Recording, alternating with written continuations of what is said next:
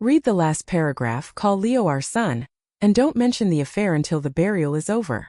My husband pressed the folded page into my hand while my sister's 12-year-old boy waited behind the funeral home curtain. On the other side sat 106 people who believed Peter was supporting me through the worst morning of my life. In 4 minutes, I was supposed to deliver Erin's eulogy. Instead, Peter had replaced the final page with a statement saying Erin's dying wish was for us to raise Leo together because Peter was his biological father. At the bottom, under words my sister had supposedly written, was a space for my signature. Peter held out my black fountain pen. "You don't have to forgive me today," he whispered. "You just have to keep him from being orphaned twice." I looked through the gap in the curtain. Leo wore the navy suit Peter had bought him and kept rubbing one thumb over the other, the way Erin did when she wanted to leave a room without appearing rude. Beside him stood Jade Miller, Erin's closest friend, with one hand hovering near his shoulder but not touching. Jade had taken care of Leo during the 6 days between Erin's sudden brain hemorrhage and the funeral. Peter had spent those days at our house, sleeping beside me, answering casseroles at the door and saying almost nothing. Now he was telling me he had fathered my nephew 12 years earlier, and resumed sleeping with my sister 18 months ago. He had chosen 4 minutes before her eulogy because Leo was already dressed, the livestream was already running and the first row contained my mother, our 21-year-old daughter Tessa, Erin's co-workers, Peter's brothers and half the families from Leo's school. If I read the page, the room would watch me bless my husband's affair. Accept a child I loved into a role nobody had asked me about and certify a dead woman's voice. If I refused and walked out, Peter planned to read it himself. Leo would still hear his life announced by the man claiming to be his father, only now my empty chair would become proof that I rejected him. Where did this come from? I asked. Erin's scheduled email. It reached me yesterday. Why does it need my signature? So nobody can say we made a decision around you. I almost laughed. The curtain shifted as the funeral director, Ms. Alvarez, checked the microphone. Peter pushed the pen closer. "Monica, he has nowhere permanent. Jade is right there. Jade is temporary. Erin wanted family." Jade heard her name and looked through the curtain. Peter stepped between us. That movement told me more than the page. "Does Jade know you're his father?" I asked. "She knows enough. Does Leo?" Peter glanced toward the boy. "I told him last night." My hand closed around the paper hard enough to crease it. "Without me. His mother died.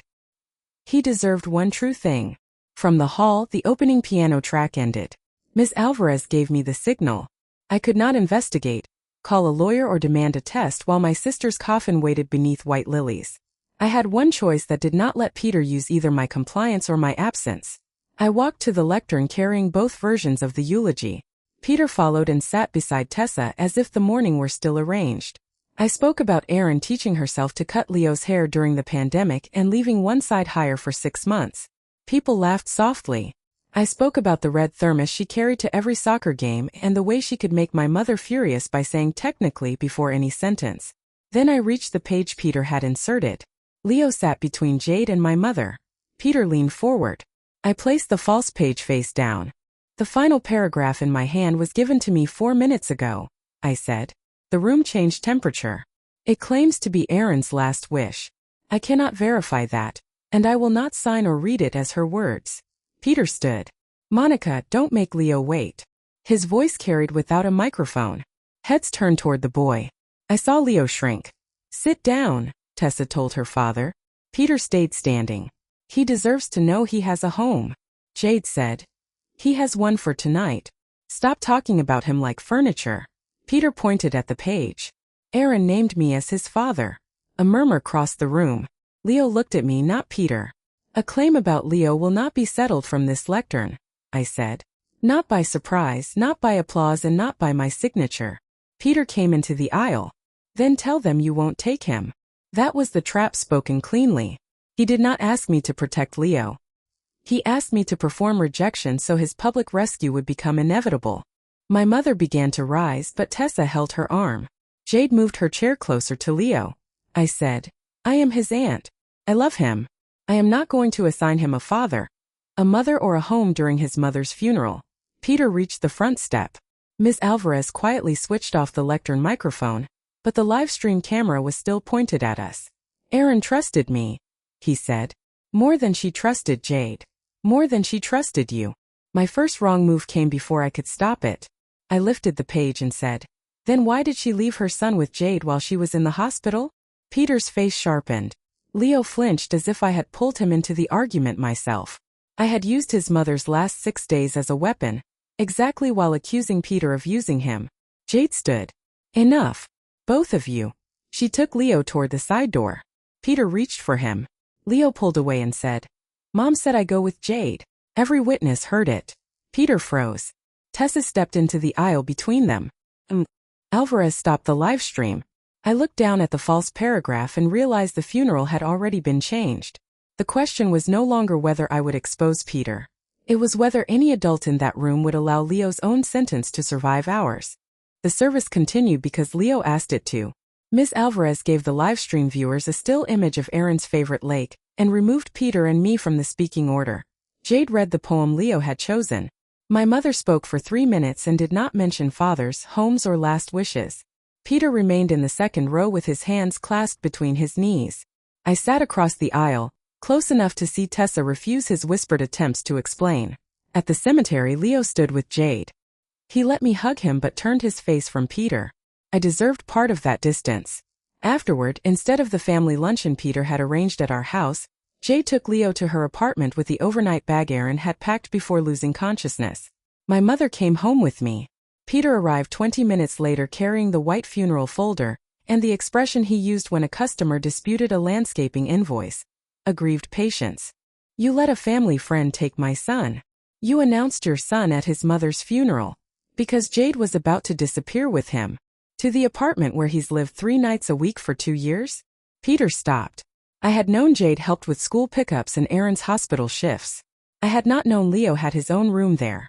My mother, sitting at the kitchen table, said, "Peter, if you raise your voice, you leave." He lowered it. That did not make the words gentler. He said Erin had named Jade only as an emergency caregiver, because she feared I would never accept the truth. He claimed the scheduled email proved Erin changed her mind after the hemorrhage. I asked him to forward the original, including delivery information. He said grief had made me sound like an auditor. Then he unlocked his phone and sent a PDF, not the email. The file contained 3 pages. The first described Peter as Leo's likely biological father. The second said Erin wanted Leo to know him. The third was the paragraph ordering me to welcome Leo as our son and asking the community to hold Monica to the love she has always claimed. The sentence sounded nothing like Erin. She could be cruel, but she was never ceremonial. "Where is the email?" I asked. Peter said his attorney had advised him not to forward private headers. My mother laughed once. "You found an attorney between yesterday and breakfast?" Peter ignored her. He told me he and Erin had been together briefly during a separation he and I went through 13 years earlier. That part was possible. Peter and I had lived apart for 11 weeks after I discovered a string of messages with a nursery supplier. He swore then it had never become physical. Erin had moved into a nearby apartment after breaking up with Leo's listed father, Connor Dale, and had become pregnant soon afterward. She told all of us Connor wanted no contact. Peter now said she privately admitted the timing and asked him for occasional help. Their relationship resumed 18 months ago after a school play. "Did you know before last night that you might be Leo's father?" I asked. "Yes." My mother closed her eyes. "How long?" 12 years. Peter hurried to add that Erin refused testing because Connor was on the birth certificate and Peter's involvement could destroy both families. He had sent money, attended soccer games when I thought he was meeting suppliers, and used landscaping jobs near Erin's town to see them. "She let me be his father in pieces," he said. "And you let Monica be her sister in pieces," my mother replied. Peter turned to me. "The affair is over. It ended when she went into the hospital. Death ended it. That isn't the same sentence." He asked what I intended to do about Leo. I said the only honest answer was that Leo had just buried his mother, and would remain where he said he felt safe until the adults with actual authority established otherwise. Peter struck the funeral folder against the counter. "Jade has no blood claim. You have a PDF." He told me blood would be confirmed. Then he made his first active threat. If I did not support him, he would ask the court for immediate placement, identify me as his obstructive spouse, and use the funeral video to show that Jade had interfered with a father-child reunion. My mother said, "That video shows you ambushing a child." Peter replied, "It shows Leo being let out after Monica refused him." The precision frightened me. He had designed the event so every possible reaction could be labeled. My signature would mean consent. My exit would mean rejection. My narrow correction now meant obstruction. Tessa entered through the back door and placed her phone on the table. She had driven Jade and Leo home with Leo's permission. Peter demanded the address. Tessa said, "You know it. You sent flowers there this morning." She showed us the delivery confirmation. The card read, "Welcome home, son. Love, Dad." Peter had ordered it before the funeral. "You said Erin's email came yesterday," I told him. "It did." Tessa pointed toward the hallway. 2 flat boxes, one marked twin bed and the other student desk, leaned against the wall beside a rolled mattress. Peter had paid for same-day pickup on Friday and hidden them in the garage while I was at the funeral home. He had also emptied my sewing room. He said turning an unused room into Leo's room was not a crime. "It was my room," I said. "And nobody asked Leo." Tessa's face changed at that. "He told Leo Aunt Monica already made it for him." Peter stepped toward her. "You are not part of this. You put my brother in my mother's room and announced him in front of me. I am exactly part of what you built." The word brother hung there. Peter softened instantly. He told Tessa this did not take anything from her. It gave her the sibling she had always wanted. She replied, "I wanted a brother when I was 7. I did not authorize you to sleep with Aunt Erin." My mother covered her mouth. Peter left. Tessa and I carried the unopened furniture back to the garage rather than let the boxes become another completed fact. That evening Jade called. Leo wanted to speak to me for 1 minute. His first question was not whether Peter was his father. "Did Mom write that I have to live with you?" I told him I had been shown a document but could not verify her words. "Would you hate it?" he asked. Every answer felt like a trap, so I gave him one that belonged only to me. "I would never hate living with you. I would hate anybody deciding it during your mother's funeral." He was silent. Then he said, "Mom told Jade where the green folder is." Jade came on the line. She had not mentioned the folder earlier because Erin instructed her to open it only if Peter tried to claim immediate custody. Until the funeral, Jade had not known Peter's name was inside. We met the next morning in the back room of Erin's neighborhood library. Jade brought the green folder unopened. Leo stayed with my mother and Tessa by his request. Peter arrived with his brother Calvin and the same PDF he had shown me. I brought no lawyer, only a notebook, because the meeting was not going to decide custody or paternity. It was to answer whether my sister had written the words Peter tried to put in my mouth. Jade broke the seal. Inside were Erin's signed nomination of Jade as Leo's standby guardian, school information, insurance cards, Connor's old contact details, and a letter addressed to Leo. The nomination still required ordinary court review. It showed Erin's choice, not an instant legal victory. There was also a smaller envelope marked Monica only if Peter makes this public. My hand shook before I opened it. Erin's letter began. "I have done something unforgivable to you, and dying would not make it smaller." She wrote it 9 months earlier, after a doctor warned her about a vascular condition she had then failed to tell me.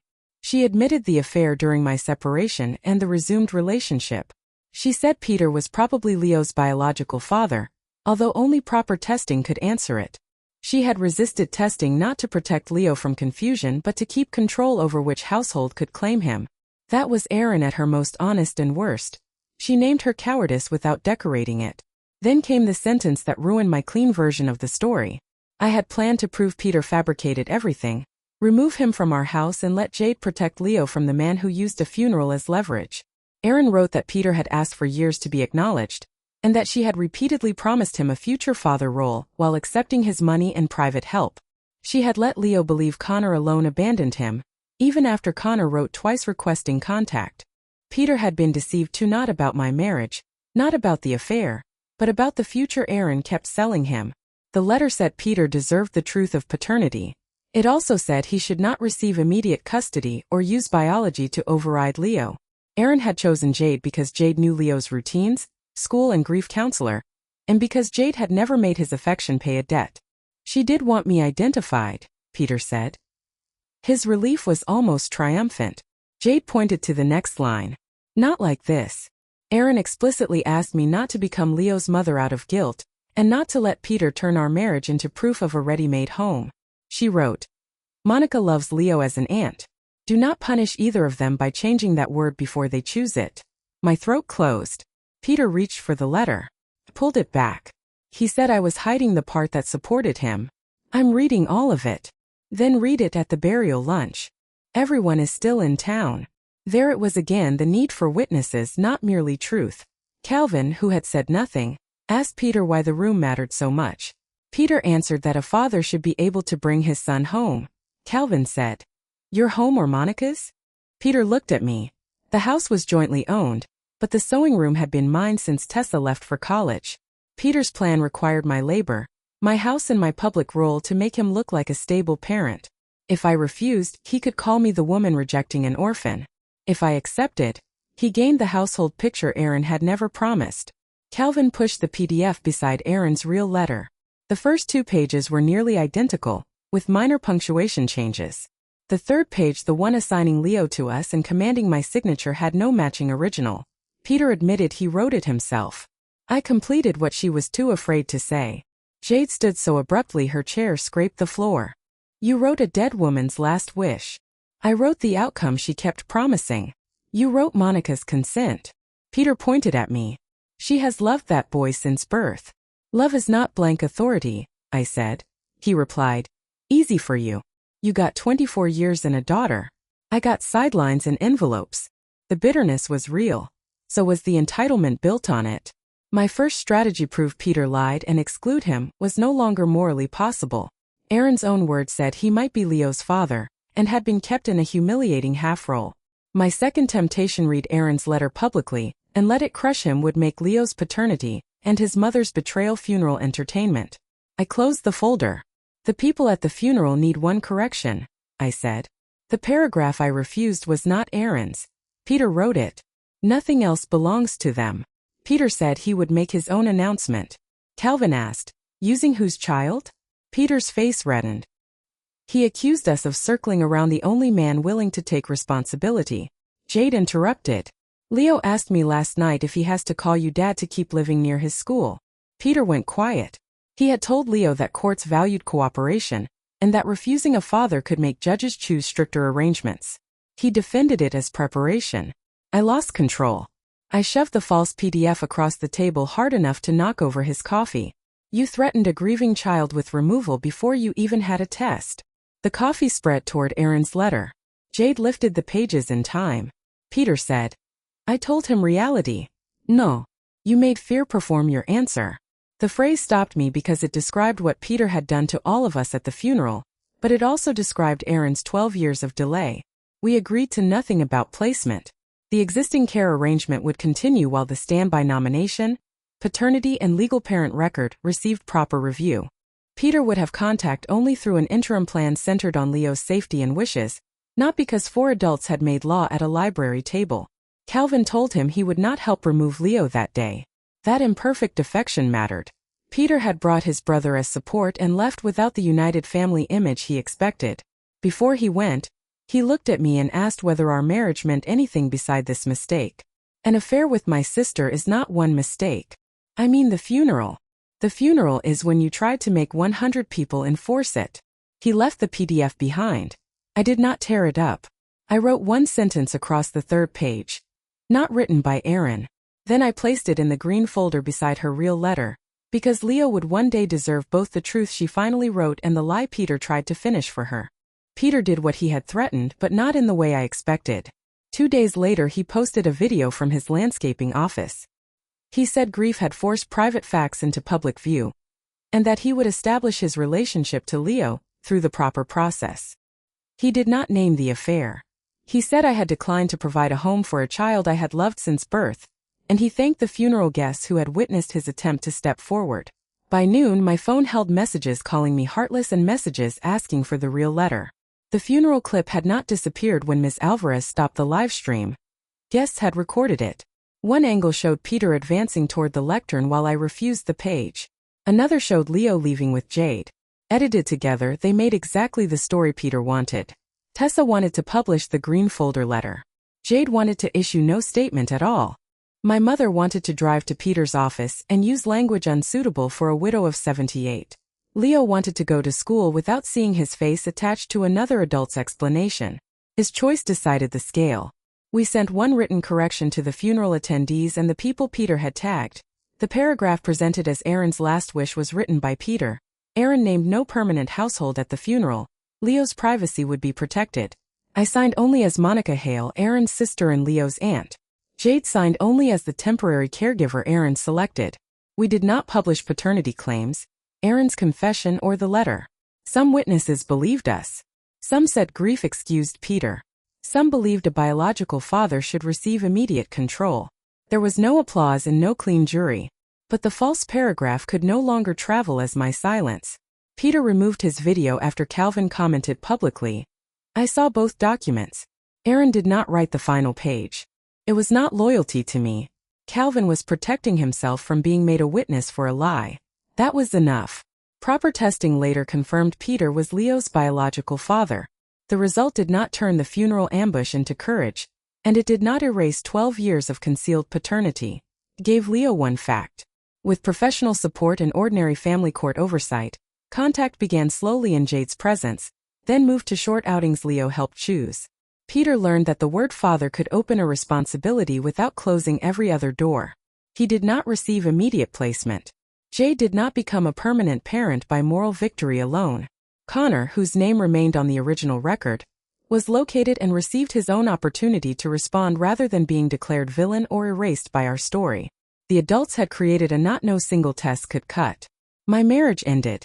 We found roughly $19,000 Peter had directed toward Erin and Leo over 12 years, mostly from his separate business draws but partly disguised inside household expenses. There was no secret property or second marriage. Peter kept his company. I kept neither the house nor the sewing room. Selling was the only realistic way to divide the equity without making Leo's placement the price of either spouse's victory. Tessa controlled her own contact with her father. She chose a pause, not permanent exile. I remained Leo's aunt. At first I was afraid that word sounded too small after everything Peter and Erin had made public. Then Leo taught me otherwise. 7 months after the funeral, his school held a spring art night. He had made a 3-panel piece from copies of household objects: Erin's red thermos, Jade's apartment key and one of Peter's landscaping gloves. In the corner, smaller than all three, he painted the cap of my fountain pen. I asked why. Because you didn't sign, he said. I wanted to tell him I was sorry for using Jade's hospital care against Peter at the funeral. I had apologized before, but this time he brought it up himself. You made Mom sound like she chose Jade because Dad was bad, he said. She chose Jade because she knew Jade. I said he was right. He asked whether I believed Peter loved him. Yes, I said. I also believe love did not let him decide your answer. Leo considered that and went to show Tessa how the thermos panel changed under blue light. At the first anniversary of Erin's death, there was no public memorial. Leo asked 6 of us to meet at the lake. Jade, my mother, Tessa, Peter, Calvin and me. Connor was invited but chose a private visit another week. Peter brought no flowers with cards signed Dad. I brought the original eulogy, the one without his page, because Leo had asked to hear the haircut story again. Before I read, I looked at him and said, "Do you want me to introduce everyone?" He said no. We knew who we were. I read the story. People laughed at the same place, but no camera preserved the sound. When I finished, Peter held out my fountain pen. It had remained in his jacket after the funeral. For 1 second the old pressure returned. The pen waiting, the page waiting, the family waiting for me to make a roll official. Then Peter set it on the picnic table and moved his hand away. "This is yours," he said. "Nothing else." Picked it up. Leo asked if he could use it to write Erin's name on the back of his art panels. "Your hand, your words," I told him. He wrote slowly, then passed the pen back without adding father, mother, son or home to anybody's name. The lie Peter demanded at the funeral had needed my signature, because he wanted one line to settle every relationship in the room. A year later, the same pen marked only what Leo chose. Erin Cole Mayamo. It was enough. We left every other line open for the living people to fill in themselves.